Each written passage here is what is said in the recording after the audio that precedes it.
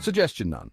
Today we're whipping up a mouth-watering pepper-crusted yellowfin tuna that's sure to impress. Let's dive in. First, let's make our pepper mix. Combine crushed black, white, pink and green peppercorns in a dish. Add a teaspoon of kosher salt and mix well. Pat your tuna steaks dry and press each side into the pepper mix for an even coating. Next, heat 2 tablespoons of olive oil in a skillet over medium-high heat until hot but not smoky.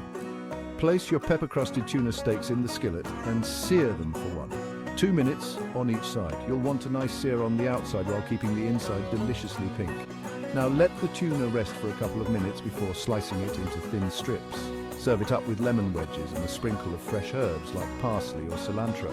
For those who like a bit more flavor, try marinating the tuna in olive oil, lemon juice and garlic for 30 minutes before crusting. Enjoy your delicious pepper-crusted yellowfin tuna. Happy cooking.